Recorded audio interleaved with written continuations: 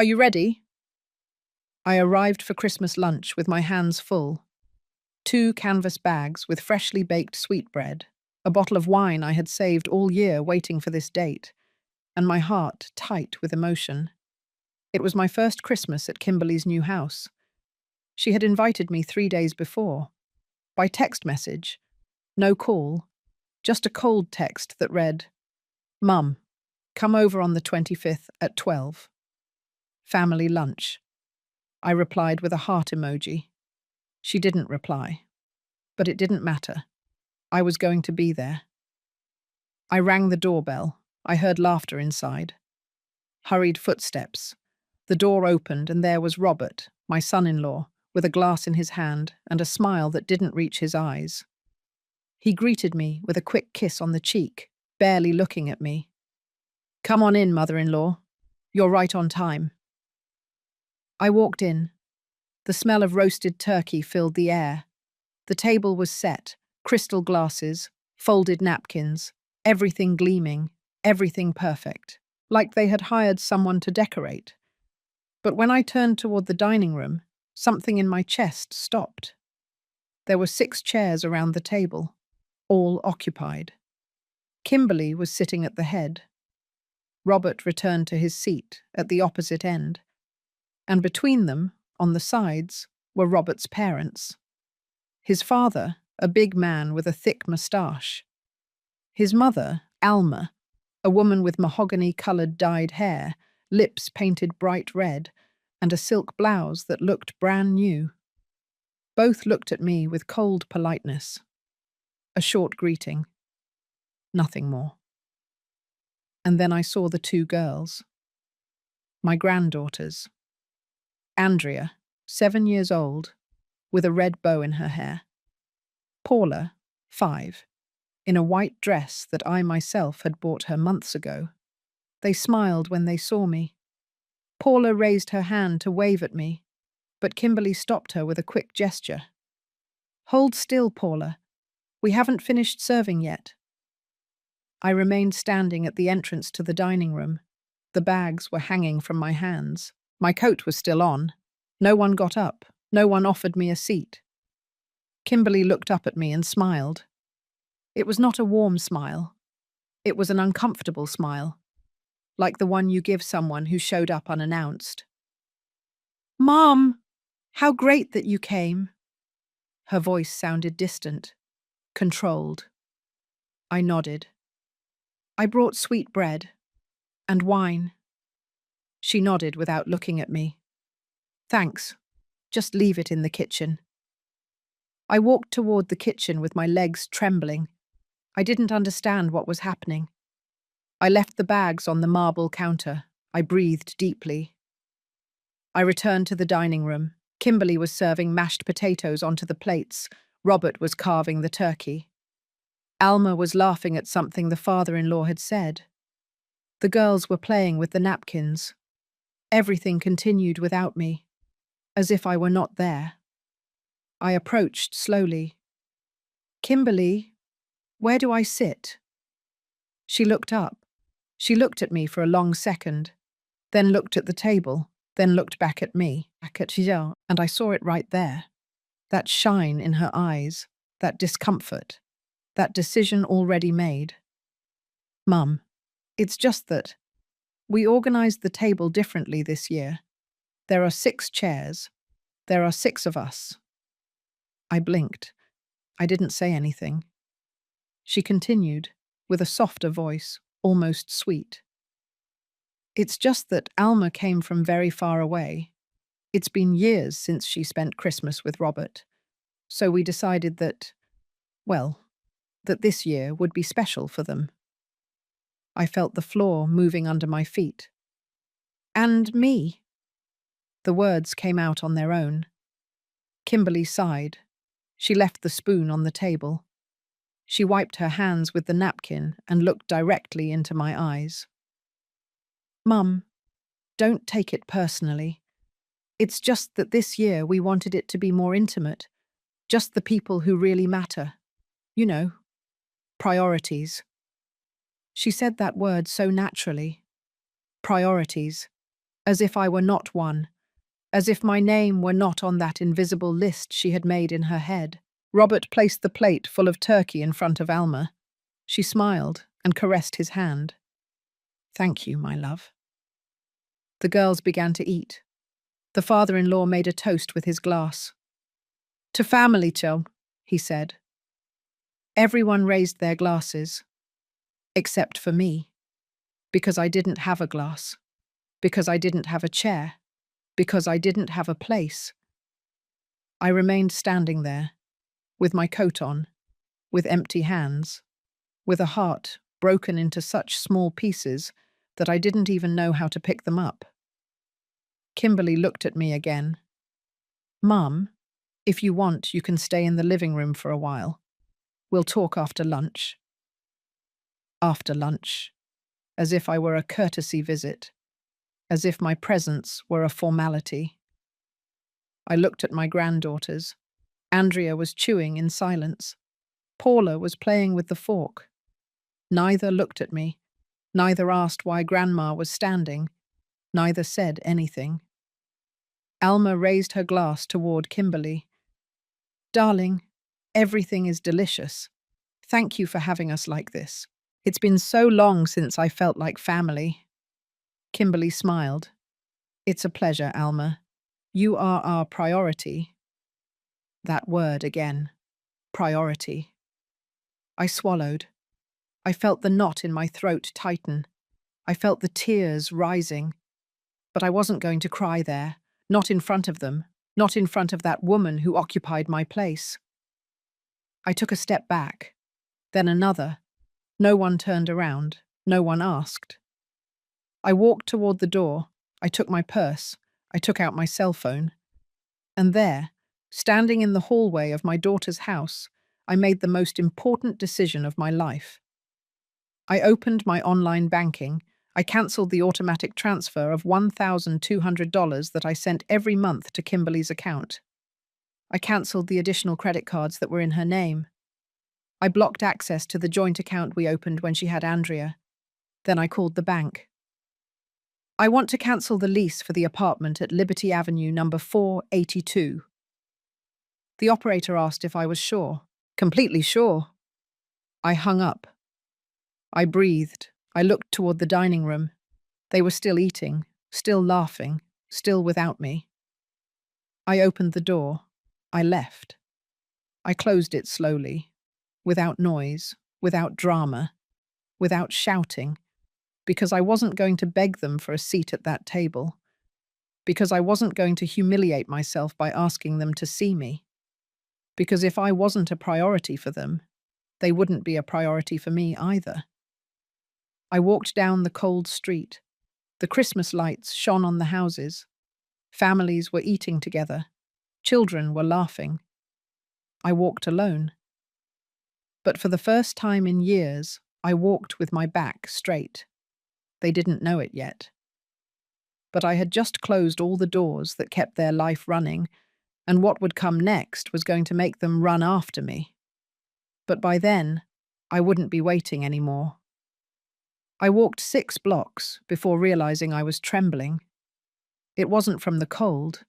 It was from everything that had just happened, from everything I had kept silent for years. I sat down on a bench in front of an empty park. The Christmas lights flickered on the trees. A couple passed by holding hands. They were laughing. I watched them until they disappeared around the corner. I took out my cell phone. I checked the transfers I had cancelled. $1,200 monthly. $14,400 a year for 5 years. $72,000 that Kimberly never knew came from me. She thought Robert was earning more. She thought her life worked on its own. I closed my eyes. And there, sitting on that cold bench, the memories hit like a punch. It all started 8 years ago. Kimberly had just turned 32. I was 61. She came to my house one Sunday afternoon with Robert. He was quiet, polite. He worked for an insurance company. Kimberly was in love. I saw her happy for the first time in a long time. After her difficult divorce, after years of seeing her alone, I just wanted her to smile again. "Mum, we're getting married," she told me that afternoon. I hugged her. I cried with joy. "All I want is for you to be happy, honey." She smiled. "I am, Mum. Robert is different. He takes care of me." The wedding was simple. I paid for the dress. I paid for the reception hall. I paid for the food. Kimberly asked me with embarrassment, "Mum, Robert is saving money for the apartment. We don't want to go into debt." I didn't hesitate. "Don't worry. I'll take care of it." I spent $18,000 on that wedding. She thanked me with a quick kiss. Robert thanked me with a forced smile. 6 months later, Andrea was born. Kimberly stopped working. Robert earned barely enough to pay the rent for a small apartment on the outskirts. I went to visit them every week. I brought diapers. I brought food. I brought clothes for the baby. Kimberly always received everything with a tired smile. "Thanks, Mum. I don't know what I'd do without you." One day, I arrived and found her crying. Andrea was sleeping in her crib. Kimberly was sitting on the living room floor with bills in her hands. "We can't make it, Mum. We can't make it to the end of the month." I sat down next to her. "How much do you need?" She shook her head. "I can't ask you for any more. You've already done so much." I took her hand. "Tell me how much." She looked at me with red eyes. $1,000. Just for this month. I'll pay you back. I promise." I took out my checkbook. I wrote $1,200. "Don't pay me back. Use it for the baby." Kimberly hugged me, crying. "You're the best mum in the world." But that month turned into 2, then 6, then a year. Every time I asked if they could manage on their own, Kimberly found a reason. "Andrea is sick. Robert lost a commission. The rent went up." I always said yes, because she was my daughter, because she was my granddaughter, because I wanted them to be okay. When Paula was born, things got worse. Robert asked for a raise and didn't get it. Kimberly couldn't go back to work because no one would watch the girls. "Mum, just until Paula grows up a little. I swear I won't bother you after that." I kept sending money, but it was no longer $1,200. Sometimes it was $1,500, sometimes $2,000. Christmas, birthdays, uniforms, doctors. I paid for everything, and Kimberly always thanked me, always said it was temporary, always promised it would be different soon. 2 years ago, Kimberly called me excited. "Mum, we found a beautiful apartment. It has 3 bedrooms. It's in a safe neighborhood. The girls could go to a better school." I smiled. "That's great, honey. Is Robert's income enough?" She paused for a long time. "The rent is $2,100 a month. Robert earns $2,800. We'd only have $700 left for everything else." I understood what she was asking without her saying it. "How much do you need?" She breathed deeply. "If you paid the rent, just for a while, we could use Robert's salary for the girls, for food, for everything. And when he gets something better, we'll give you back every single cent." I accepted.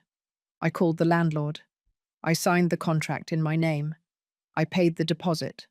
I paid the first month. I paid the second. And so I continued, month after month, year after year. Kimberly never mentioned paying me back the money. Robert never got that better job. And I never said anything. Because I thought that was what a mother's love was like. I thought that was how you helped your children. But something started to change a year ago. Kimberly stopped calling me often. Before, She called every 2 days. Now, weeks went by without hearing from her. When I called, she was always busy. "Mum, I'll call you later. I'm with the girls." "Oh, Mum, I'm tired. We'll talk tomorrow." But that tomorrow never came. I stopped going to her house unannounced. The first time I did, she greeted me with a look of annoyance. "Mum, you should have called. The house is a mess." I apologized. "I just wanted to see the girls." She sighed. "Next time, let me know, okay?" Visits became uncomfortable. I would arrive and sit in the living room. Kimberly would be doing other things. The girls would be playing in their room. Robert would come home from work and barely greet me. I would stay for an hour, maybe 2. Then I would leave, always with the feeling that I was in the way. One day I heard Kimberly talking on the phone in the kitchen. I was in the living room. She didn't know I could hear her. "Yeah, Alma, I know. My mum is just like that. She always shows up unannounced. She doesn't understand that we have our own life." I felt a hollow in my chest. Alma, Robert's mother. Kimberly was talking about me with her, and it wasn't anything good. I got up silently. I took my purse. I left without saying goodbye. Kimberly didn't even notice. From that day on, I waited. I waited for her to call me. I waited for her to look for me. I waited for her to ask how I was. 3 weeks passed. Nothing. Until I got that cold text message. "Mum, come over on the 25th at 12. Family lunch." And I went, with a heart full of hope, thinking that maybe things would be different, thinking that maybe they missed me. But all I found was my place occupied, my place given to another woman, my place erased. I opened my eyes. The park was still empty. The cold bit into my bones. But something inside me was burning. It wasn't anger. It was clarity. For the first time in years, I saw everything clearly. I got up from the bench. I put away my cell phone. I walked toward the bus stop. And while I waited, I knew there was no turning back. Kimberly was going to discover very soon that her perfect life was sustained by me. And when everything fell, I wouldn't be there to pick her up. I arrived at my apartment when the sun was already setting. I turned on the living room light. Everything was silent. Too silent. I took off my coat. I sat on the sofa. And there, in that solitude that used to scare me, I felt something strange. I felt peace. A bitter peace, but peace nonetheless. I made tea. I sat in front of the window. I watched the city light up little by little. Families were still celebrating. I was alone. But for the first time in a long time, that solitude didn't hurt me. It liberated me. I grabbed my cell phone. I had 3 messages, none from Kimberly. One was from my bank confirming the cancellations. Another was an advertisement. The third was from an unknown number. I opened it. "Mrs. Lopez, I'm Emily Rosales. I don't know if you remember me. I was your neighbor 10 years ago at the building on Morelos Street. I got your number from the management. I need to talk to you. It's important. Please call me. Emily." Of course I remembered her. A young woman, a lawyer, who had arrived at the building recently divorced and with a small daughter. I helped her then. I watched the girl when she had hearings. I brought her food when she didn't have time to cook. She never asked me for anything. I just did it, because that was how I was, always helping. I dialed the number. She answered on the second ring. "Mrs. Lopez." "Yes, Emily, I got your message." "Oh, Mrs. Lopez, it's great to hear your voice. I've been looking for you for months. I moved cities years ago and lost your contact. But I never forgot you. You were an angel to me at the worst time of my life." I smiled. It was a sad smile. "It was nothing, Emily." It was everything to me, and now I want to give it back to you. Mrs. Lopez, I'm a family lawyer. I have my own firm, and if you ever need legal help with anything, I'll be there. No cost. It's the least I can do. I stayed silent. Something inside me shifted. Thank you, Emily. I'll keep it in mind. Is everything okay, Mrs. Lopez? You sound different. I looked out the window. Yes, everything is changing.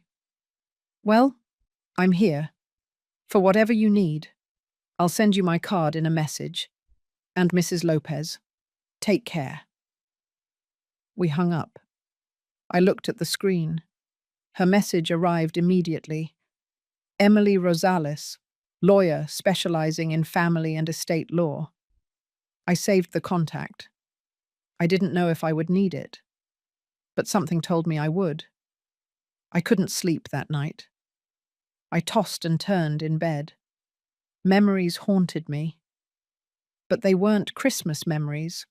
They were recent memories. Things I had seen, things I had heard, things I had ignored because I didn't want to believe they were true. 3 months ago, I went to Kimberly's apartment. I rang the doorbell. No one opened. I called her cell phone. She didn't answer. I tried again. Nothing. I waited outside for almost 20 minutes until I saw her arrive. She was with Alma. Both were carrying shopping bags. Bags from expensive stores, clothes, shoes, accessories. Mom, what are you doing here? Kimberly looked at me surprised, almost annoyed. I came to visit you. You weren't answering the phone. Alma smiled, an educated but cold smile. Oh, Teresa, we were shopping. Kimberly needed new clothes. I took her to my favorite stores. I looked at the bags. I looked at Kimberly. New clothes. She avoided my gaze. Yes, Mom. I just had to refresh my wardrobe. For the girls' school meetings, Alma laughed. My daughter-in-law has to look good. I always tell her that image is important. That's why I invited her. It was my gift. I nodded. I didn't say anything. But something didn't add up. Kimberly always told me she had no money, that they barely made ends meet.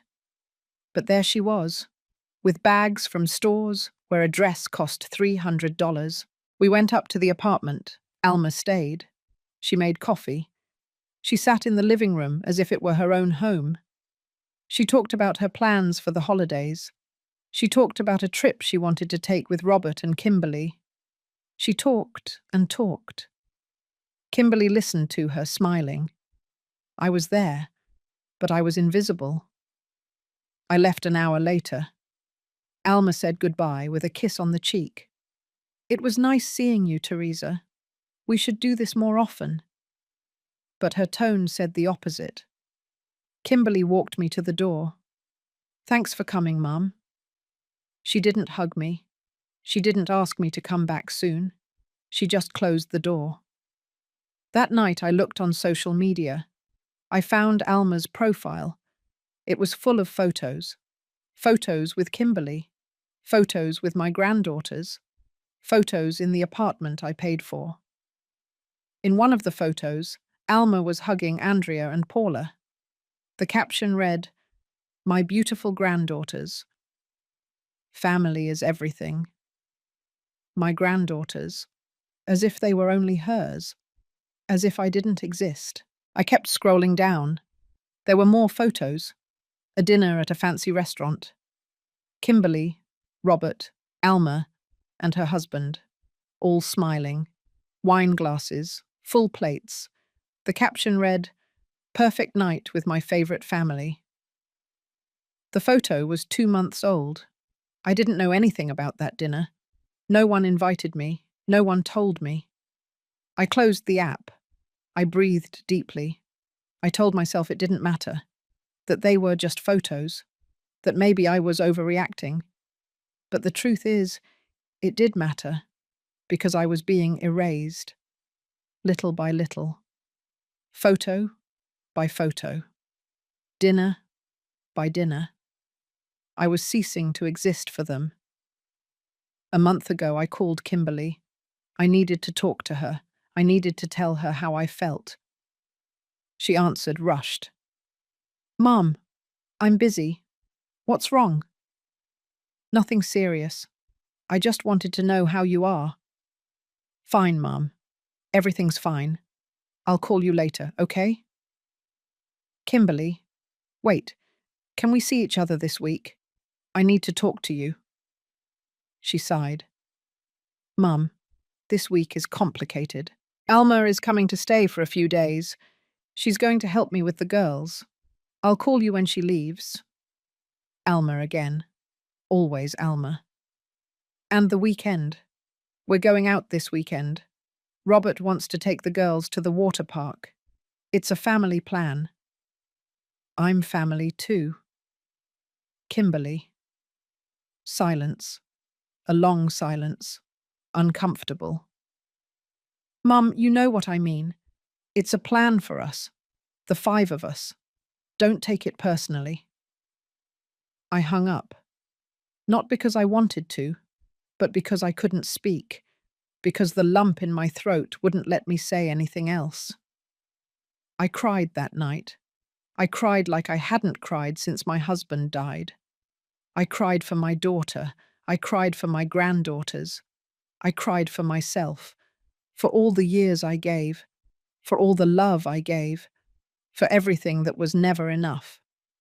But the next day I got up. I looked at myself in the mirror, and I made myself a promise. I wasn't going to beg anymore. I wasn't going to chase anymore.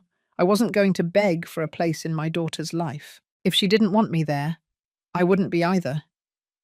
I opened my document drawer. I took out all the important papers: contracts, deeds, bank statements, transfer receipts. Everything was there, organized, stored, because I was always organized, always careful. The apartment contract was in my name. The additional credit cards were under my account. The transfers came from my bank. Everything, absolutely everything was under my control. And Kimberly didn't know it. She thought Robert paid the rent. She thought her card was a bank benefit. She thought her life worked by magic. I put the documents away. I closed the drawer.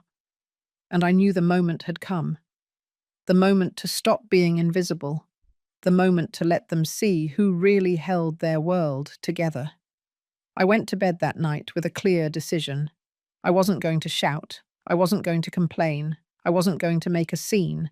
I was just going to let go. I was going to withdraw my hands. And I was going to watch everything fall apart.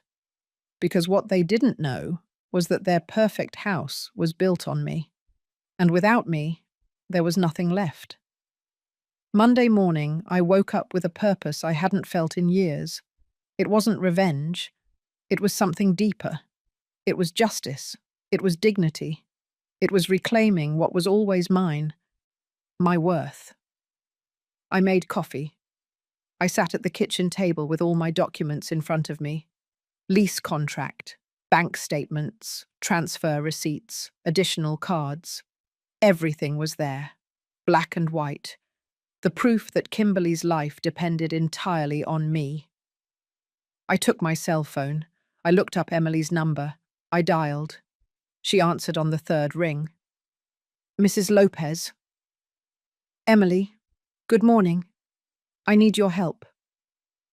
There was a pause. Then her voice sounded serious, professional. Tell me what you need. I'm here. I need to review some legal documents, contracts, bank accounts. I want to make sure everything is in order. And I want to know how to proceed to close certain things. Close? Yes.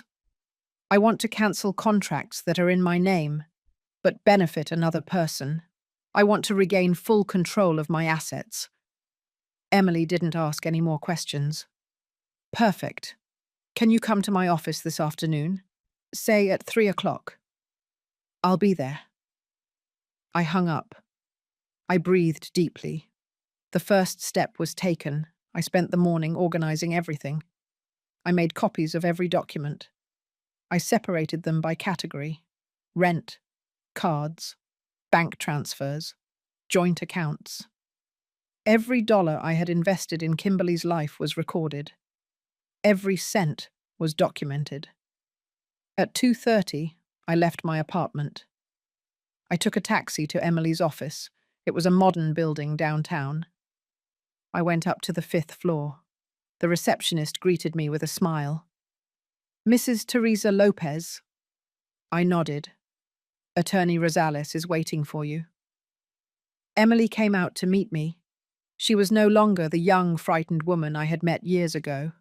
Now she wore a business suit. Her hair was pulled back. Her eyes shone with confidence. She hugged me with genuine affection. "Mrs. Lopez, please come in." We entered her office. It was spacious, tidy. There were diplomas on the walls, law books on the shelves, a large dark wood table. She showed me a chair in front of her desk. "Tell me everything." And I told her. I told her about Kimberly, about Robert, about Alma, about the girls, about the years of sending money, about the apartment I paid for, about the cards she used without knowing where the money came from, about Christmas, about my occupied place, about my daughter's words. Just the people who really matter. Priorities. Emily listened in silence. She didn't interrupt me. She just took notes. When I finished, she put the pen down on the table. She looked directly into my eyes. "Mrs. Lopez, what do you want to do?" I didn't hesitate. "I want everything back. I want to cancel the lease. I want to close the cards. I want to stop the transfers. I want them to know that everything they have came from me. And I want to do it legally, without problems, without mistakes." Emily nodded. "Perfect. Everything you described is in your name. Legally, you have every right to cancel any benefit you granted. The apartment is under a contract in your name. The cards are extensions of your account. The transfers are voluntary. You can stop all of this whenever you want." "How long will it take?" "If we act fast, everything will be closed in a week. I'll take care of notifying the property owner. I'll cancel the cards with the bank. I'll stop the automatic transfers. And if you want, I can prepare a legal document that makes it clear that you were the one who financially supported your daughter all these years." I nodded. "Do it. Everything." Emily smiled. It wasn't a smile of joy.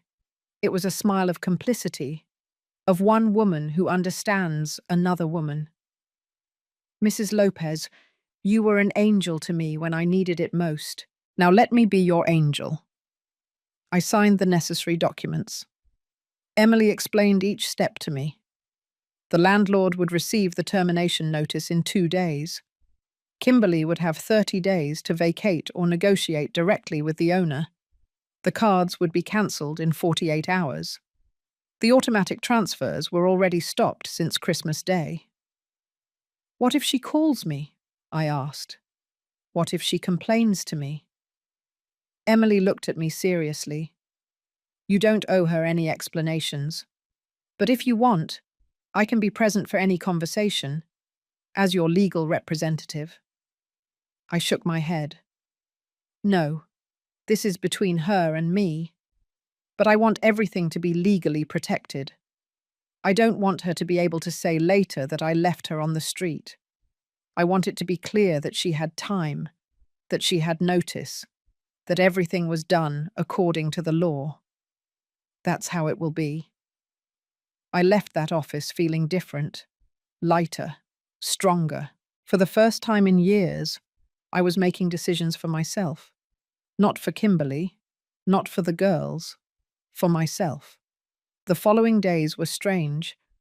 I expected Kimberly to call, to ask why her card was declined, to text me, to show up at my door. But nothing happened. Absolute silence. Wednesday. Emily called me. Mrs. Lopez, the landlord received the notification. He tried to contact your daughter. He left her a message explaining that the contract is about to end and that if she wants to stay, she must sign a new one directly with him. The rent is still $2,100 monthly. Did she respond? No. The landlord says he called 3 times, left messages, sent emails. No response. I closed my eyes. Kimberly was still ignoring reality, still believing that everything was fine, that her world was still working as always.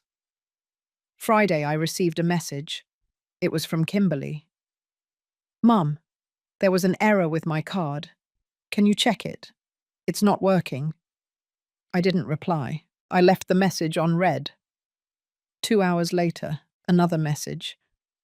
Mum, I really need you to check. I tried to buy groceries and the card was declined. It's urgent. I didn't reply to that either. That night, she called me. I let it ring. I didn't answer. She called me 4 more times. Then she left a voicemail. Mum, I don't know what's going on. My card is not working. The bank says it's cancelled. Do you know anything? Call me, please. I deleted the message. Saturday, Emily sent me an email. Mrs. Lopez, the bank confirms that the additional cards were successfully cancelled. Your daughter no longer has access to any of your accounts. The apartment owner informed me that he will send a formal written notification to your daughter next week. Everything is going as planned. I read the email 3 times. I felt a weight in my chest. It wasn't guilt. It was fear. Fear of what was coming. Fear of Kimberly's reaction. Fear of losing her forever. But then I remembered her face at Christmas. I remembered her words. Just the people who really matter.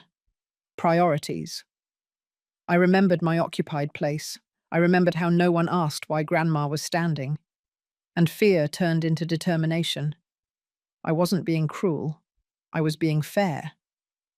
For years, I held her life together in silence. For years, I paid for everything, hoping for a thank you, hoping for an I love you, hoping for a seat at her table. And all I received was indifference, contempt, forgetfulness. Now it was my turn to choose. My turn to decide who deserved my time, my money, my love. And Kimberly had shown that she didn't value me, that I wasn't a priority, so I wouldn't have her as a priority either. Sunday afternoon, my cell phone rang. It was an unknown number. I answered. Mrs. Lopez. It was a man's voice, serious. Yes, this is she. This is Mr. Macias, owner of the property at Liberty Avenue 482. I'm calling because your daughter is not responding to my messages. I need to confirm if she intends to renew the contract. I breathed deeply. Mr. Macias, I am no longer responsible for that contract. My daughter is an adult. She should contact you directly. I understand, but she is not answering, and I need an answer soon. If she does not renew, I need the apartment vacated before February 1st. I suggest you send the formal notification, in writing, certified. That way there is a legal record. I will do that. Thank you, Mrs. Lopez. I hung up. My hands were shaking, but I didn't regret it. This was just beginning. Kimberly still didn't know that her world was collapsing. She still didn't know that the woman she left standing at Christmas was the same one who held every piece of her life together. But she would soon know.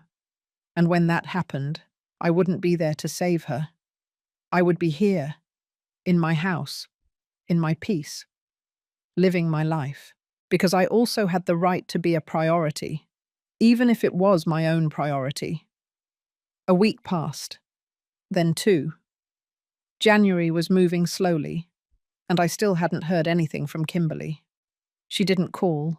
She didn't text.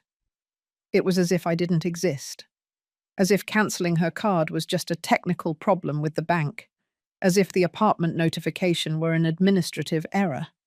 She continued living in her bubble, and I let her stay there, because the fall would be harder. Emily kept me informed of everything. The landlord sent the certified letter. Kimberly received it. She didn't reply. The bank confirmed that she tried to use the cards several more times. All rejected. She called the bank. They told her that the main account had cancelled the extensions. They gave her my name. And even so, she didn't look for me. That hurt me more than anything. She didn't look for me to ask for explanations. She didn't look for me to ask what was happening. She didn't look for me because she simply didn't care enough. I was a problem that she preferred to ignore. But on January 20th, everything changed. It was 10 o'clock in the morning. I was having coffee when my phone rang. It was Kimberly. I let it ring 3 times before answering. "Hello? Mum?" Her voice sounded tense, controlled. "I need to talk to you." "Tell me." "Not over the phone. Can you come to my house?" "What for?" Silence, then a sigh. "Mum, please. It's important." "If it's that important, you come. I'm at my house." Another silence. Longer. "Okay, I'm coming over." She hung up. I stayed looking at the phone. I felt a knot in my stomach. I knew what was coming. I knew that she had finally discovered something. But I didn't know how much. I didn't know if she already understood the magnitude of what was happening. I called Emily. "Kimberly is coming over. I think she knows something. She wants me to go."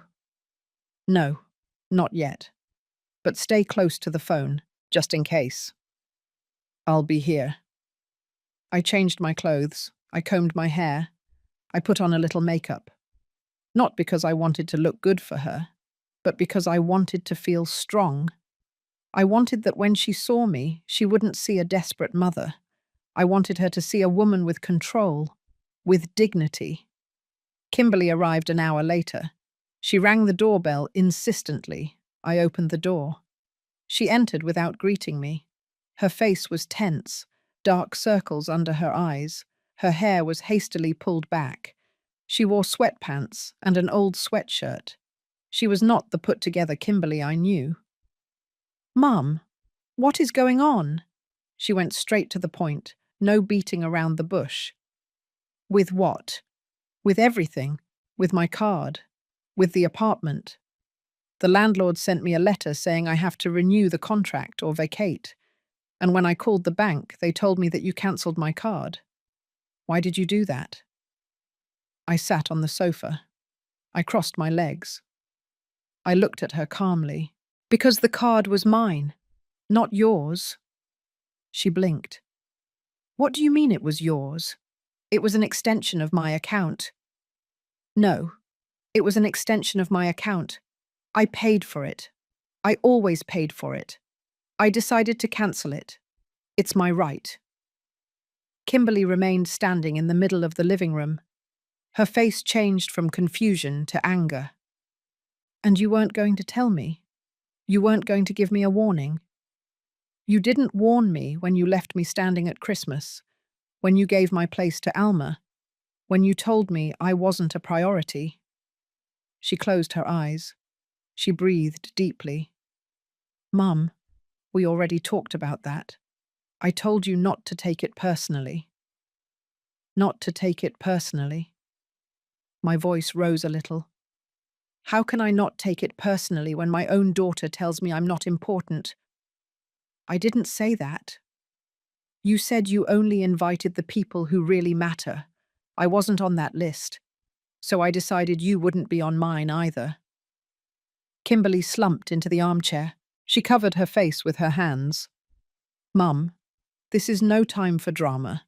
I have real problems. The landlord wants me to pay $2,100 a month or I leave. Robert doesn't earn enough. I can't pay that." Then find a cheaper apartment. She looked up. She looked at me as if she didn't recognize me. That's all you're going to say? What do you want me to say? To help me, like you've always done. I looked at her intently. Like I've always done? Kimberly, I've helped you for 8 years. I paid for your wedding. I gave you money every month. I paid the rent for your apartment. I gave you cards. I gave you everything. And you never said thank you. You never asked how I was. You never invited me to go out with you. You never made me feel like part of your family. Mum, that's not true, isn't it? When was the last time you called me just to check up on me? When was the last time you came to visit me without needing something? When was the last time you told me you loved me? Kimberly stayed silent. She opened her mouth, closed it. She had no answer. I continued. For years, I sent you $1,200 every month. Did you think Robert was the one earning more? No, it was me. I paid the rent for your apartment. Yes, the apartment where you live. The contract was always in my name. You never asked. You never wanted to know. You just received. Her face turned pale. You paid the rent? Every month? For 2 years? Because you told me it was temporary. That it was just until Robert got something better. But Robert never got anything. And you never mentioned giving me back a single dollar. Kimberly stood up. She paced back and forth. She put her hands on her head. I can't believe this. Why didn't you tell me? Why didn't you tell me you were hanging out with Alma? That you went shopping together? That you dined at expensive restaurants while I ate alone in my house? Why didn't you tell me that she was your priority and I wasn't? Because I didn't want to hurt you. Well, you hurt me anyway. You hurt me worse. Because you made me invisible. Kimberly started to cry. They were not tears of sadness. They were tears of desperation, of anger, of fear. Mum, what do you want me to do? Crawl? Beg you for forgiveness on my knees? I don't want anything, Kimberly. Not anymore. Then what? Are you going to leave me on the street? No, you're going to leave yourself on the street. Because you decided that I didn't matter. Now live with that decision. She dried her tears angrily. You're selfish. You always were. You always wanted to control me. That's why Dad left. That's why no one can stand to be around you. Those words hit me like stones, but I didn't move. I didn't cry. I just looked at her. Your dad left because he was sick, and he died alone in a hospital while you were on your honeymoon. I was there. I closed his eyes. I paid for the funeral. And you? You arrived 3 days later, without tears, without guilt. You only asked if he had left an inheritance. Kimberly backed away. Her face was distraught.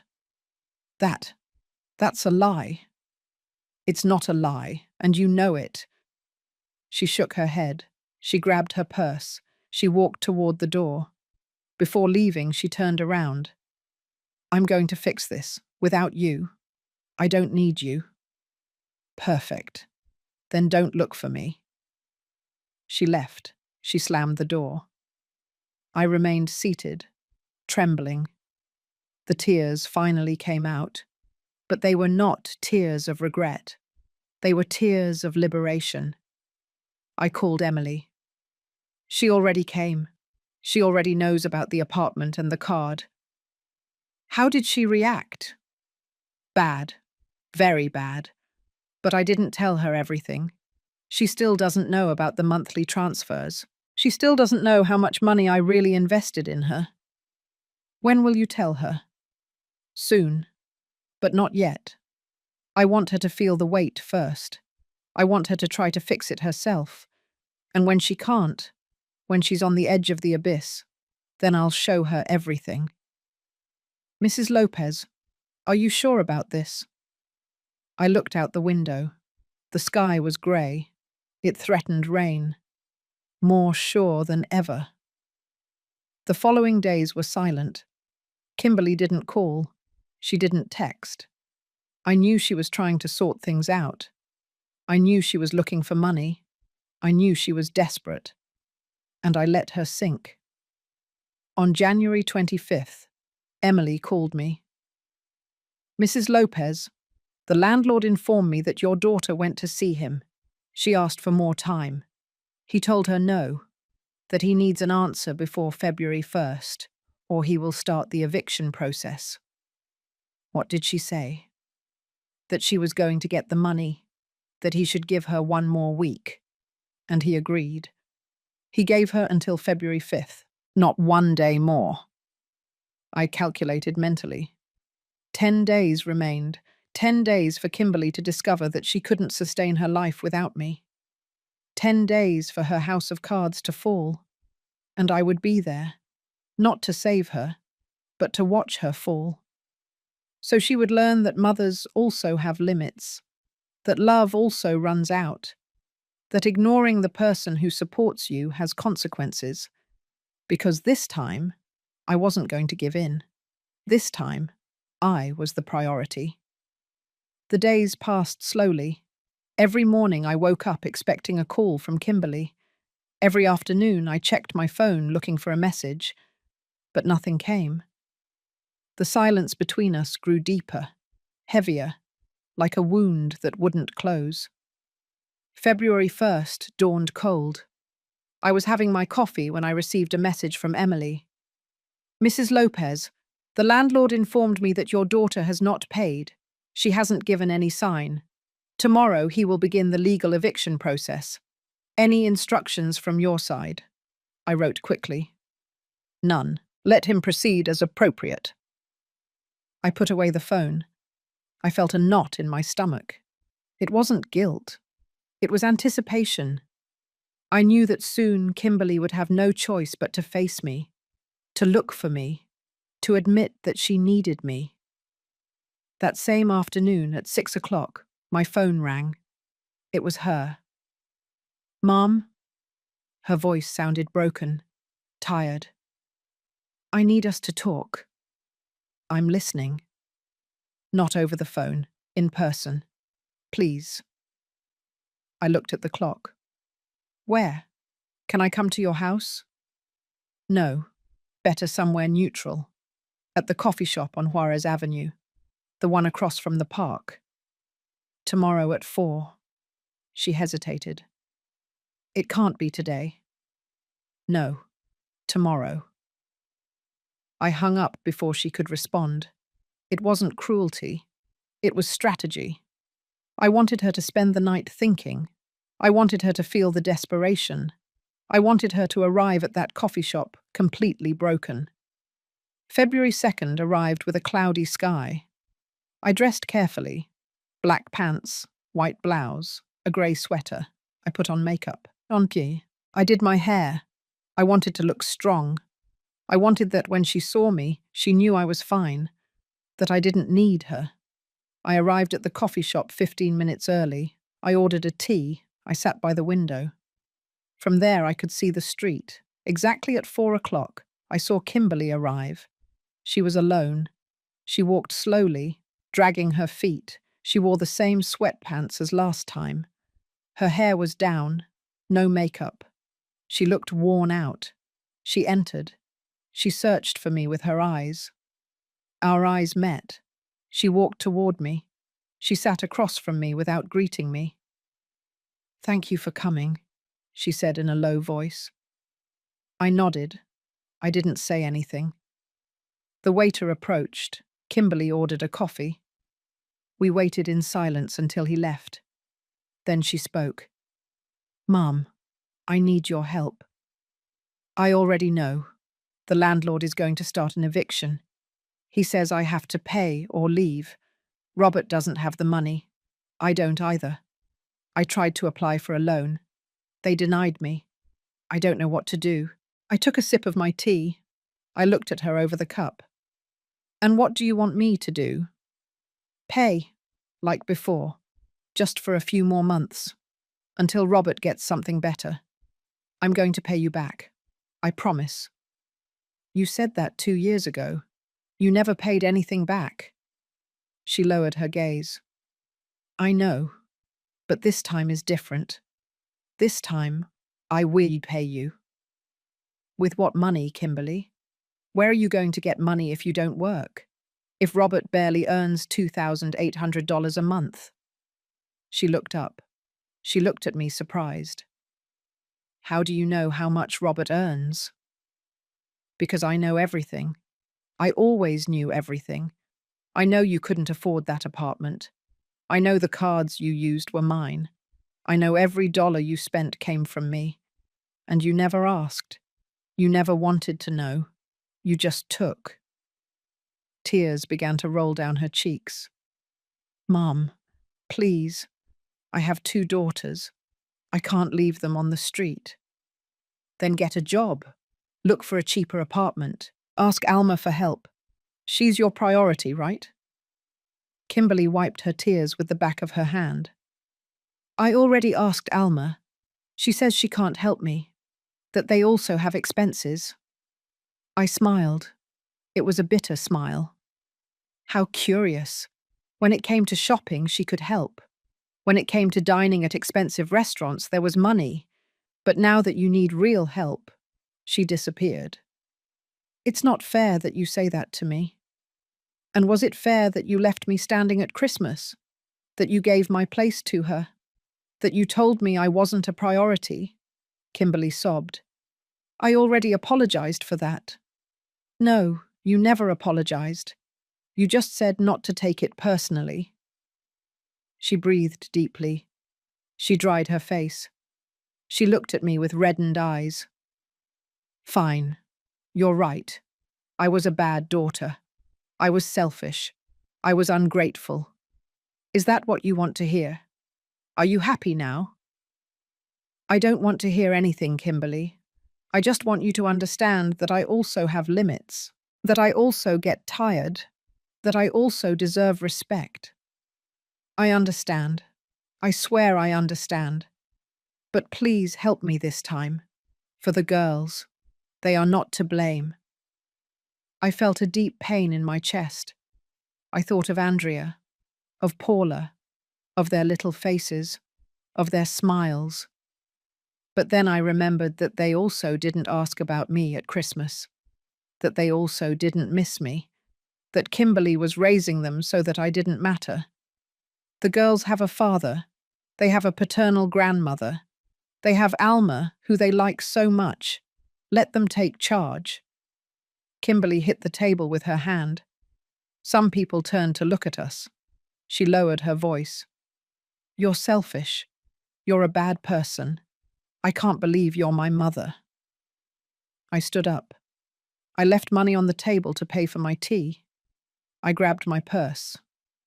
And I can't believe you're my daughter, because the daughter I raised was grateful, was affectionate, was humble.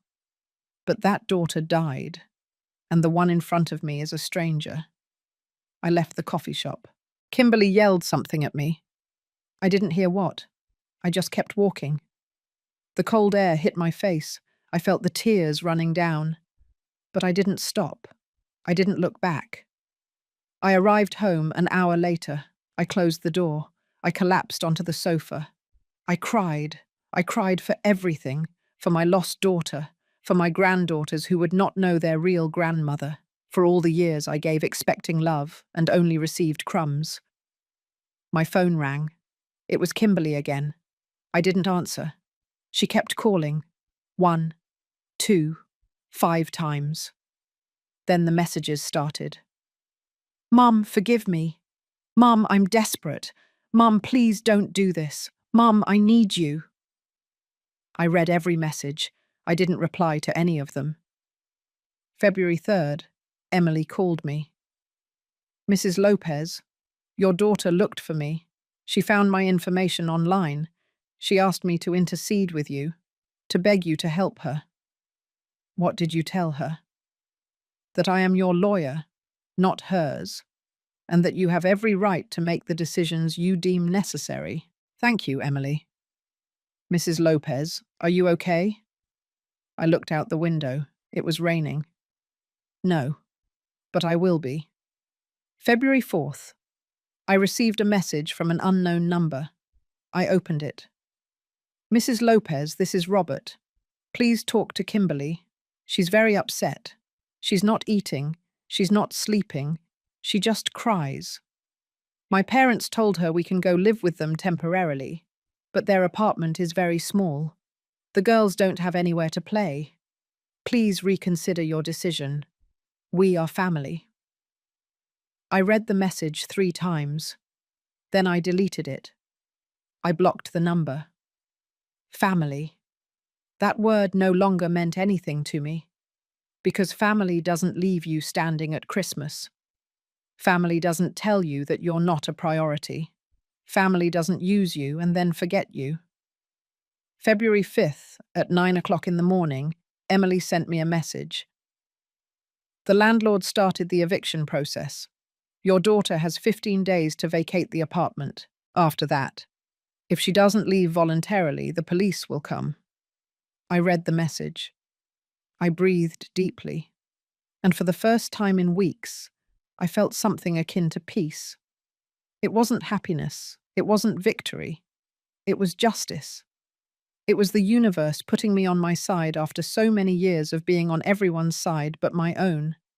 That night, while having dinner alone in my kitchen, the doorbell rang. I wasn't expecting anyone. I looked through the peephole. It was Kimberly. She had the girls by the hand, Andrea and Paula.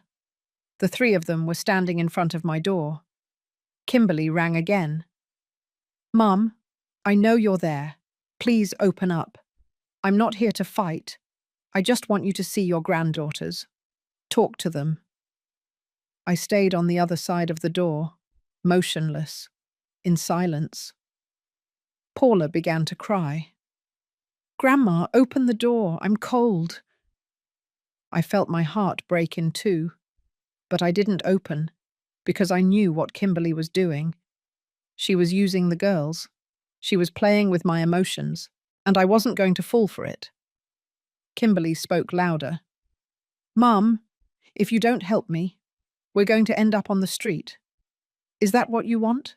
For your granddaughters to sleep in a shelter? I closed my eyes.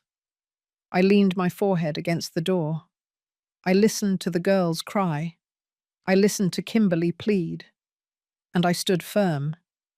Because this time, I wasn't going to be the savior. This time, Kimberly was going to learn that actions have consequences. After 20 minutes, they left. I heard their footsteps receding. I heard Paula's crying fade into the distance. And I stayed there, alone, crying in silence. But without opening the door. Because sometimes loving also means letting go. The following days were a silent hell. Every time I closed my eyes, I saw Paula's face crying at my door. I heard her voice asking me to open up. I felt the weight of guilt crushing my chest. But I didn't give in. I didn't call. I didn't look. Because I knew if I did, everything would go back to how it was. And I couldn't go back to that place anymore. February 8th, Emily called me early. Mrs. Lopez, I need you to come to my office. Today. It's urgent. What happened? Your daughter filed a lawsuit. She's alleging family abandonment. She says that you have a moral and legal obligation to help her because she depended financially on you. I felt my blood run cold. She can do that? She can try, but it has no foundation. She is an adult. She has a husband. There is no law that obligates you to support your adult children. However, we need to prepare our defense. Come at 3 o'clock. Bring all the documents you have. I hung up. I sat on the sofa. My hands were shaking. Kimberly was suing me. My own daughter was taking me to court. The pain I felt at that moment is beyond words. It wasn't anger. It was desolation. It was the confirmation that I had lost my daughter forever. I arrived at Emily's office exactly at 3 o'clock. She greeted me with a hug. "Breathe, Mrs. Lopez. This is not going to succeed. Trust me." We sat down. Emily reviewed all the documents, contracts, receipts, transfers. Every dollar I had given was recorded. Everything was voluntary. Nothing was a legal obligation. "Look," Emily said, pointing to the papers. "Here is the proof. You gave her money of your own free will. There was no legal agreement. There was no support contract. You could stop it at any time. And that's what you did. Your daughter's lawsuit has no basis." "But she says I abandoned her." "You didn't abandon anyone. You stopped funding the lifestyle of an adult woman who has a husband and can work. That is not abandonment. That is common sense." I nodded, but the pain was still there. "When is the hearing?"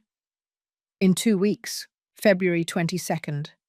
But before that, I will present all these documents to the judge. I will demonstrate that you more than fulfilled your role as a mother, that you helped her for years, and that she never thanked you, never repaid you. She just took." I left that office feeling worse than when I walked in. I wasn't afraid of losing the case. I was afraid of losing the last thing I had left of my daughter, although I already knew there was nothing left. February 10th. I received a call from an unknown number. It was Alma. "Teresa, we need to talk." "I have nothing to talk to you about. Listen to me. Kimberly is destroyed. The girls are scared. Robert doesn't know what to do. This is all your fault." I felt the anger rise. My fault? My fault for having paid for her apartment for 2 years? My fault for having given her money every month? My fault for having sustained her entire life? Alma laughed. It was a dismissive laugh. "Please, if you did so much, why did you never tell her? You wanted to control her. You wanted her to depend on you. You're a manipulator. And you are an intruder. A woman who came to take my place without deserving it. Who poisoned my daughter against me. Who made her believe that I didn't matter. I didn't do anything. Kimberly realized on her own that you are toxic. That you only bring problems. That's why she prefers me." Those words pierced my soul. But I didn't cry. I didn't yell. I only answered with a firm voice. "If she prefers you, then let you help her. Let you pay her apartment. Let you give her money. Let you be the grandmother of her children. I am no longer available." I hung up. I blocked the number. I sat on the floor of my living room and cried like I hadn't cried since my husband died. I cried for my daughter. I cried for my granddaughters. I cried for myself, for the woman who always gave and never received. February 15th, 5 days before the hearing, Emily sent me a message. "Mrs. Lopez, your daughter's lawyer contacted me. He wants to negotiate. He says Kimberly is willing to withdraw the lawsuit if you agree to pay her 6 months' rent so she can relocate." I read the message 3 times. I felt the temptation. 6 months, just 6 months, and everything would end. There would be no trial, no public scandal. We could move on, each on her own path. But then I thought of Christmas, of my occupied place, of Kimberly's words, just the people who really matter. And I knew I couldn't give in, because if I gave in now, she would learn that she could always manipulate me, that she could hurt me, and I would always come back. I replied to the message. "Tell her lawyer no. We'll see each other at the hearing." Emily replied immediately. "Are you sure?" "Completely." February 19th, 3 days before the hearing, I received a certified envelope. It was from Kimberly. I opened it with trembling hands. Inside was a handwritten letter. "Mum, I didn't want it to come to this. I didn't want to sue you. but you left me no choice. You know I can't do this alone. You know I need help. Why are you doing this to me? What did I do to make you hate me so much? I know I made mistakes. I know I hurt you at Christmas. But do I really deserve for you to destroy me? The girls miss you. They ask about you. Andrea drew a portrait of you and put it in her room. Paula cries at night asking to see you. Don't you care? Don't you love them anymore? If you come to the hearing and testify against me, I'm going to lose everything. The judge is going to think I'm a bad daughter, that I'm an opportunist. And maybe you're right. Maybe I am. But I'm still your daughter, and they are still your granddaughters. Please, withdraw the documents. Help me one last time. I promise you that after this, I will disappear from your life if that's what you want. But don't destroy me publicly. Don't humiliate me in front of a judge. I beg you. Kimberly. I read the letter 4 times. Every word was a stab. Every sentence was a desperate plea. And for a very brief moment, I felt my resolve breaking. But then I remembered something. I remembered that Kimberly always knew how to manipulate me, always knew what to say to soften my heart, always used the girls as a shield. And this letter was exactly that. Manipulation. Emotional blackmail. A last attempt to control me. I tore the letter into pieces. I threw it in the trash. And I prepared for the hearing. February 22nd dawned grey. I dressed in a black suit. I pulled my hair back. I put on my pearl earrings. I wanted to look dignified. I wanted to look strong. Emily picked me up at 8 o'clock in the morning. Ready? She asked me. Ready? We arrived at the courthouse at 9. The hearing was at 10. We entered the waiting room, and there was Kimberly, sitting on a bench, with Robert at her side, and with Alma on the other side. When she saw me walk in, she stood up. She walked toward me. Her eyes were red, swollen. Her face was haggard. "Mum, please, you can still stop this." I looked at her without saying anything. She continued, "You don't have to do this. We can fix it outside. We can talk. We can—" Emily intervened. "Mum, please, do not speak with my client without your lawyer present." Kimberly's lawyer, a young man in a brown suit, approached. "Attorney Rosales, we still have time to reach an agreement." Emily looked at him coldly. "There is no agreement. We'll see you inside." At 10 o'clock sharp, the clerk called us. We entered the courtroom. The judge was an older man, with thick glasses and a serious expression. He asked us to sit down. Kimberly's lawyer spoke first. He presented the lawsuit. He alleged that I had financially supported my daughter for years, and that suddenly, without warning, I cut off all support, leaving her in a vulnerable situation.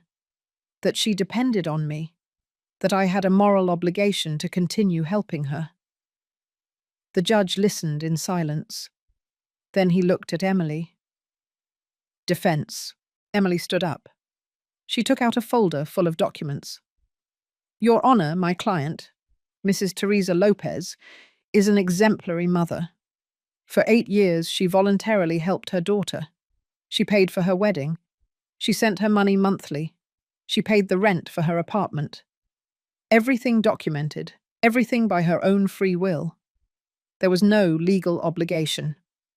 Mrs. Lopez could stop that help at any time, and that is what she did." Kimberly's lawyer interrupted. "But she did it without warning, without consideration. She left a mother of 2 girls on the street." Emily smiled. "That's not true. My client cancelled the contract with 30 days' notice. According to the law, her daughter had time to look for alternatives, to find employment, to relocate. She chose not to do so. That is not my client's responsibility." The judge raised his hand. "Enough. I want to hear from the parties." Mrs. Kimberly Lopez. Approach. Kimberly stood up, trembling. She walked toward the stand. The judge looked at her fixedly. Why are you suing your mother? Kimberly swallowed. Why? Because she always helped me. And suddenly she stopped, without explanation, without warning. Do you work? No, sir. Why not? Because I have to take care of my daughters. Does your husband work? Yes. How much does he earn? $2,800 a month. And you cannot live on that? Kimberly lowered her gaze. It's not enough for the apartment where we live. Then look for a cheaper one, or get a job. Your mother is not obligated to support you. Kimberly's face was distraught. She started to cry. The judge looked at her without compassion. You may sit down. Then he looked at me. Mrs. Teresa Lopez, approach. I stood up. I walked with my back straight. I stood in front of the judge.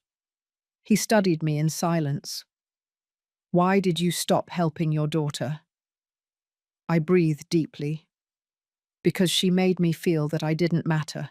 Because she left me standing at Christmas while giving my place to someone else. Because for years I gave everything and never received even a thank you. Because I got tired of being invisible. The judge nodded slowly. I understand. You love your daughter. Tears welled up in my eyes. With all my heart.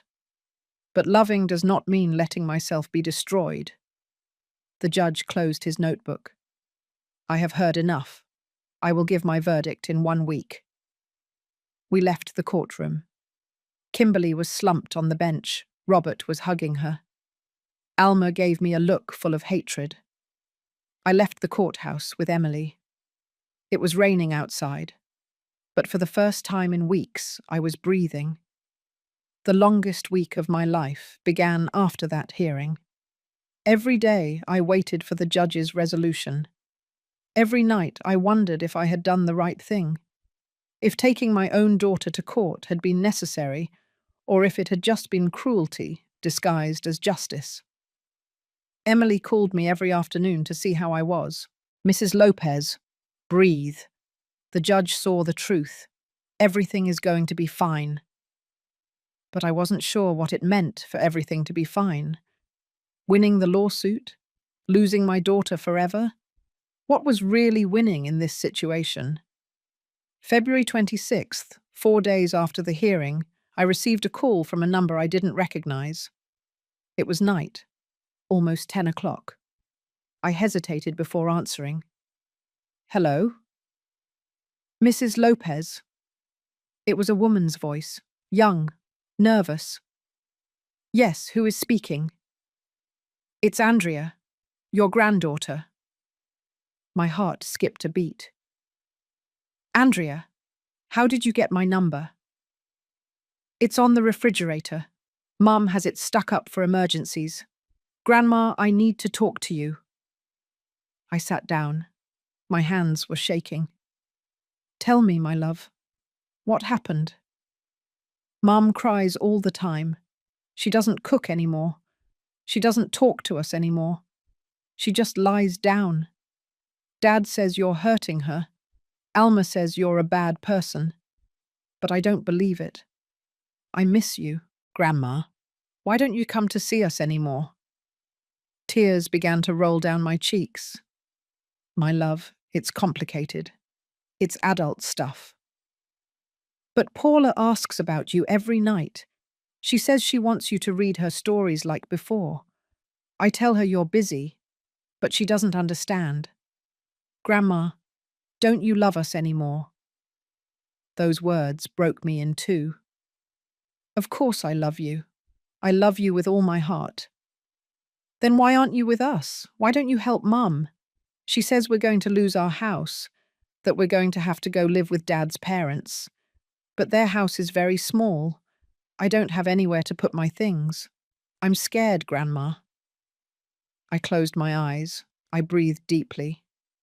Andrea, listen to me. Your mum is an adult. She can solve her problems. Your dad, too. It's not your responsibility to worry about that. But you can help. Why don't you? Because sometimes helping isn't the best thing. Sometimes people need to learn to solve their own things. I don't understand. Stand. Someday you will understand, my love. Someday. Andrea started to cry. I miss you, Grandma. I miss you very much. I miss you too. Every day. Can we see each other? I wanted to say yes. I wanted to run to hug her. But I knew that if I did, Kimberly would use it against me. She would use it to manipulate me, to make me give in. Soon, my love. I promise you soon. Do you promise me? I promise you. We hung up. I remained seated in the darkness, crying, feeling that every decision I made cost me a piece of my soul. March 1st, exactly 1 week after the hearing, Emily called me early. Mrs. Lopez, the judge issued his verdict. You need to come to my office, now. I arrived in less than half an hour. Emily was waiting for me with an envelope in her hands. Her face was serious, but there was a sparkle in her eyes. We won. I collapsed into the chair. We won. Completely. The judge dismissed the lawsuit. He ruled that you have no legal obligation to support your adult daughter, that all the help you provided for years was voluntary, and that you could end it whenever you wanted. Furthermore, she paused. She looked at me fixedly. Furthermore? What? The judge ordered Kimberly to pay the court costs, $3,000, for having filed a baseless lawsuit. I blinked. Kimberly has to pay me? Yes, she has 30 days to do so. I felt something strange in my chest. It wasn't joy. It wasn't victory. It was emptiness. Because I had won legally, but I had lost everything else. What's going to happen now? I asked. Kimberly is going to receive the notification. She's going to have to vacate the apartment because she can't pay. She'll probably move in with Robert's parents. And you? You're going to be able to continue with your life. Free. Free. That word sounded beautiful and terrible at the same time. That afternoon, while having tea at my house, the doorbell rang. I wasn't expecting anyone. I looked through the peephole. It was Robert. Alone. Without Kimberly. Without the girls. I opened the door. He was pale. Worn out. He had deep, dark circles under his eyes. Mrs. Lopez, can I come in? I hesitated. Then I nodded. Come in. We entered the living room. He sat on the edge of the sofa. I sat across from him. What do you want, Robert? He ran his hands over his face. I came to apologize. For everything. For Christmas. For not defending you. For allowing Alma to take your place. For not stopping Kimberly when she sued you. For everything. I looked at him in silence. He continued. Kimberly is destroyed. Since she received the verdict, she hasn't left her bed. She doesn't eat. She doesn't talk. She just cries. My parents say we can stay with them, but it's temporary. There is no space. Andrea has to sleep on the sofa. Paula with us. It's chaos. And what do you expect me to do? Nothing. I know I can't ask you for anything.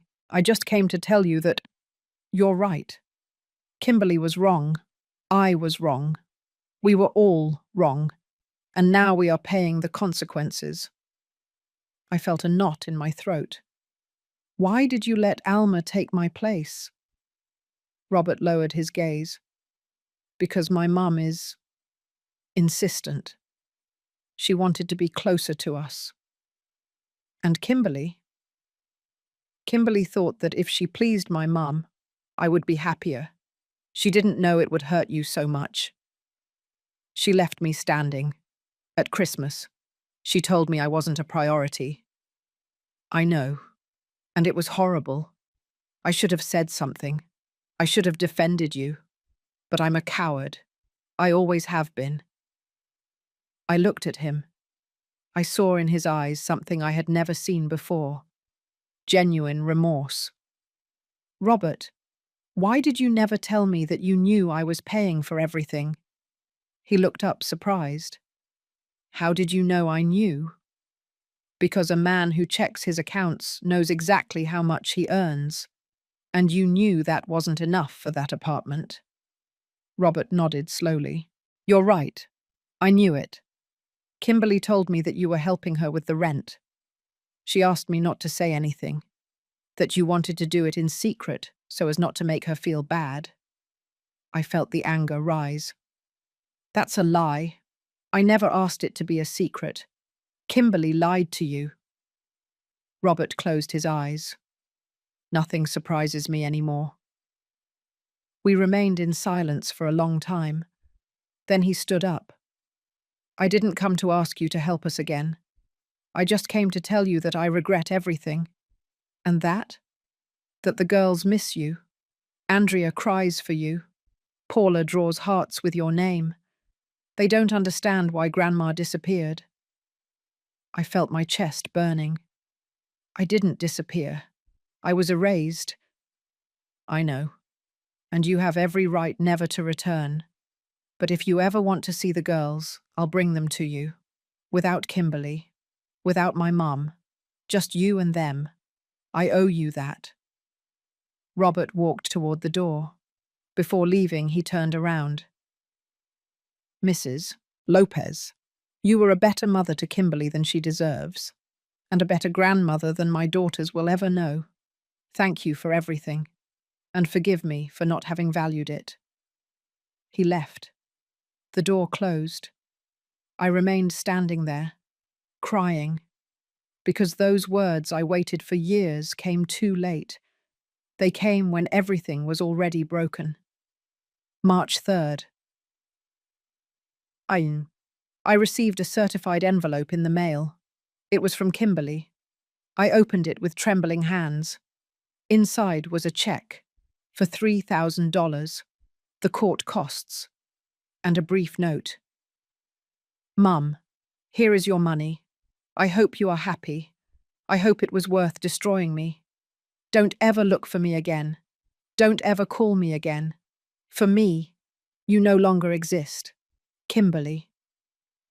But what hurt me the most was the signature. It didn't say, your daughter. It just said, Kimberly, as if there were no longer a bond, as if we were already strangers. I tore up the check. I threw it in the trash. I didn't want her money. It was never about the money. That night, as I watched the cities from my window, my phone vibrated. It was a message from Emily.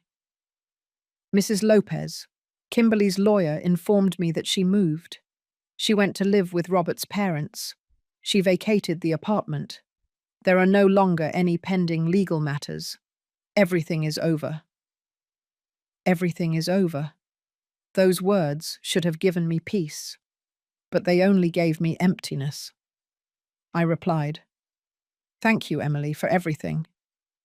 You're welcome, Ma'am. I looked at my reflection in the window. I saw a 69-year-old woman, alone, free, but deeply wounded. No, but I will be. I put away the phone. I breathed deeply, and I knew the time had come to close this chapter, to let go, to start over. Because although I had won the legal battle, I had lost something much more valuable. But maybe, just maybe, that loss was the price of recovering myself. And maybe that was enough. 3 months passed since the trial. 3 months of silence. 3 months. Without hearing anything from Kimberly. Without hearing anything from my granddaughters. The emptiness they left was immense. Some days I woke up expecting a call that never came. Other days I sat by the phone internally begging for it to ring, but the silence continued. During those weeks, I learned something fundamental. I learned that letting go hurts more than holding on, that freedom sometimes weighs like a stone in the chest, that being alone is not the same as feeling free. But I also learned that I deserved something better, that I deserved respect, that I deserved true love, not crumbs disguised as obligation. Emily kept calling me every week. "How are you, Mrs. Lopez?" I always answered the same thing. "I'm here, surviving." And it was true. I wasn't living. I was just surviving. One day at a time, one breath at a time. But something began to change on May 15th. That day, I received a call from an unknown number. I almost didn't answer, but something in me told me to do it. "Mrs. Teresa Lopez?" "Yes, this is she. This is the principal of Lincoln Elementary School. We have your number registered as an emergency contact for Andrea Lopez Marquez." My heart raced. What happened? "She's fine. Physically, yes, but we need you to come. Andrea had a strong emotional episode. She's asking for you." We tried to contact her mother. No answer. The father either. "You are the next contact on the list." "I'm on my way. Now." I hung up. I grabbed my purse. I ran out. I took a taxi. I gave the school address. The journey felt eternal. My mind was racing. What had happened to Andrea? Why was she asking for me? Why wasn't Kimberly answering? I arrived at the school 20 minutes later. I ran to the principal's office. The secretary showed me in immediately. The principal was waiting for me. She was a woman in her 50s, with a kind but worried face. "Mrs. Lopez, thank you for coming so quickly. Andrea is in the nurse's office. She had an anxiety attack during class. She started crying uncontrollably. The teacher couldn't calm her. She just kept repeating your name. I brought her here and she finally calmed down a bit. But she insists on seeing you." "Can I go in?" "Of course." I walked toward the nurse's office. My heart was beating so fast, I thought it would pop out of my chest. I opened the door slowly, and there was my granddaughter, sitting on a cot, with red eyes, her face swollen from crying so much. When she saw me, she threw herself into my arms. "Grandma!" I hugged her with all my strength. She clung to me as if I were a life raft. She cried on my shoulder. I cried too. "I'm here now, my love. I'm here." We stayed like that for a long time, until her sobs calmed down, until her breathing normalized. I gently pulled her away. I wiped her tears. I stroked her hair. "What happened, Andrea?" She lowered her gaze. "I miss our house. I miss my room. I miss everything. At Dad's parents' house, there's no space. I sleep on the sofa. Paula cries every night. Mum is not the same anymore. She's just sad. And today the teacher asked us to draw a happy family, and I couldn't, because we're not happy anymore. And I started crying, and I couldn't stop, and I just wanted you to be here." The pain I felt at that moment is indescribable. I hugged my granddaughter again. "I'm sorry, my love. I'm so sorry for everything you're going through. Why don't you visit us anymore? Why does Mum say you're mean?" "I'm not mean, Andrea.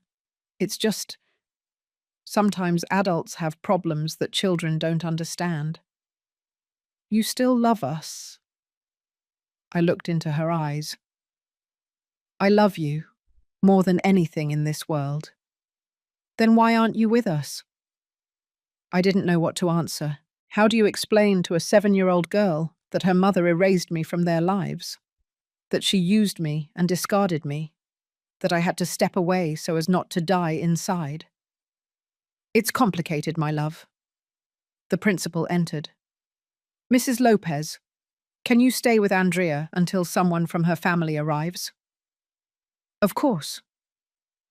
We spent the next hour together. I bought her a juice from the cafeteria. We talked about her classes, about her friends, about her drawings. She told me she wanted to be a veterinarian, that she loved dogs, that she dreamed of having one someday. I listened to every word, treasuring it in my heart. At 3 o'clock in the afternoon, Robert arrived. He walked in rushed, sweaty, apologizing. Sorry, I was in a meeting. I left my phone on silent. I didn't see the calls. The principal explained what had happened. Robert listened with a worried face. Then he looked at me. Thank you for coming, Mrs. Lopez. Truly. I nodded. Andrea didn't want to let go of me. She clung to my hand. Grandma, can you come visit us? I looked at Robert. He nodded slowly. The girls can see you whenever they want. Kimberly doesn't have to know. I don't want secrets, Robert. Then I'll talk to her. But the girls need you. It was clear today. We left the school together. Robert was holding Andrea's hand. I walked next to them. We arrived at the parking lot. Before getting into the car, Andrea hugged me once more. I love you, Grandma. I love you too, my angel. They left. I remained standing there, watching the car drive away, and something inside me shifted. It wasn't forgiveness. It wasn't reconciliation. It was clarity. My granddaughters were not to blame. They didn't deserve to pay for their mother's mistakes. They needed me, and I needed them. That night, I called Emily. I need your legal advice. Tell me. Can I request visitation rights with my granddaughters without having to reconcile with Kimberly? Emily was silent for a moment. Yes, legally, grandparents have the right to request visitation if they demonstrate that it is in the best interest of the minors. But that means another trial, another legal battle. I don't care. My granddaughters need me, and I'm not going to abandon them.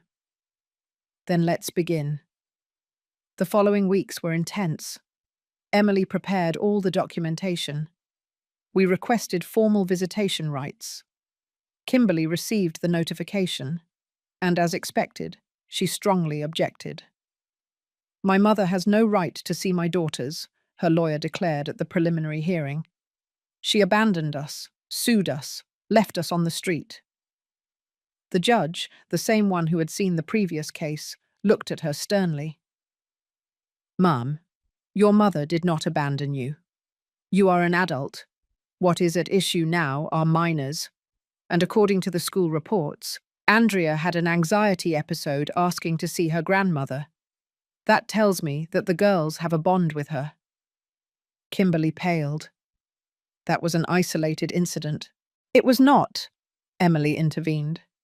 She presented the school report. She presented the principal's testimony. And then she presented something I didn't expect. Letters, drawings. Andrea had been secretly writing to me. Letters she never sent. Drawings with me in them. Everything kept under her pillow, according to what Robert told Emily. The judge reviewed every document. Then he looked at Kimberly. Your daughter clearly needs her grandmother, and you cannot deny her that out of personal resentment. But, ma'am, I am going to order supervised visitation. Mrs. Lopez may see her granddaughters twice a month, 4 hours each visit, in a neutral place. And if in 3 months we see that everything is going well, the visits may be unsupervised. Kimberly started to cry. You don't understand. I understand perfectly. You are using your daughters as a weapon against your mother, and I will not allow that. The girls have a right to have a grandmother. Period. I left that courthouse feeling something I hadn't felt in months. hope. The first visit was June 10th in a public park, with a social worker present. I arrived 30 minutes early, nervous, anxious, and then I saw them arrive, Andrea and Paula. They ran toward me, they hugged me. We all cried together. We spent 4 hours playing, laughing, sharing. I bought them ice cream. I read them stories. I told them stories about when their mum was a child. And for the first time in a long time, I felt complete. Kimberly came to pick them up. We saw each other from a distance. We didn't speak. We only exchanged glances. Hers full of resentment, mine full of sadness. But her hatred no longer mattered to me, because I had recovered the most important thing, the love of my granddaughters. The months passed. The visits became routine.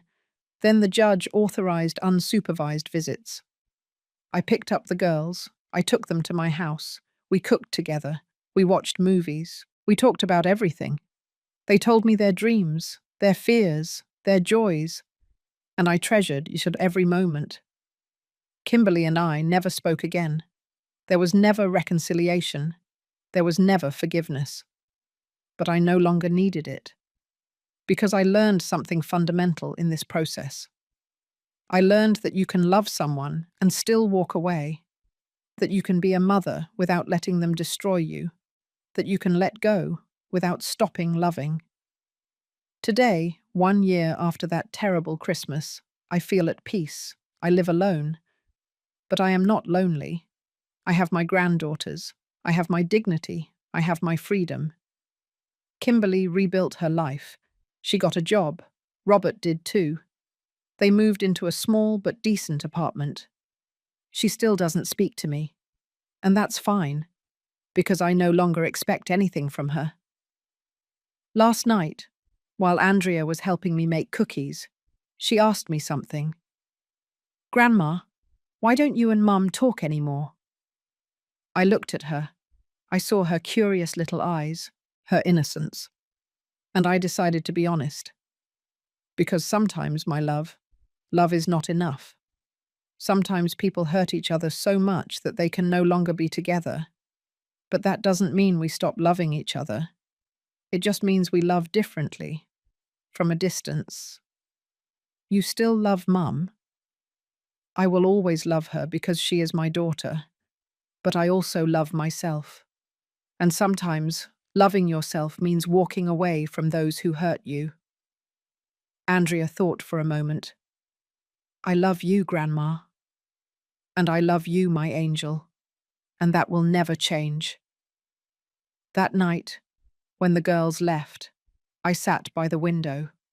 I looked at the stars, and for the first time in a long time, I smiled. Because I had lost my daughter, but I had found myself. I had lost my place at her table, but I had recovered my place in the world. I had lost her love, but I had gained my dignity. And I understood that sometimes losing is the only way to win. My name is no longer hers. I am no longer Kimberly's mother. I am no longer the grandmother who gives money. I am no longer the invisible woman.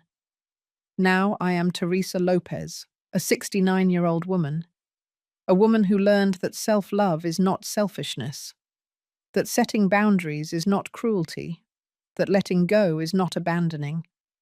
I am a free woman, a woman at peace, a woman who chose her own happiness after years of choosing the happiness of others. And if I could go back to that Christmas, to that moment when I stood there watching my place occupied, I would do exactly the same thing, because that humiliation was my awakening. That betrayal was my liberation. That pain was my rebirth. My name is no longer hers. My story is just beginning.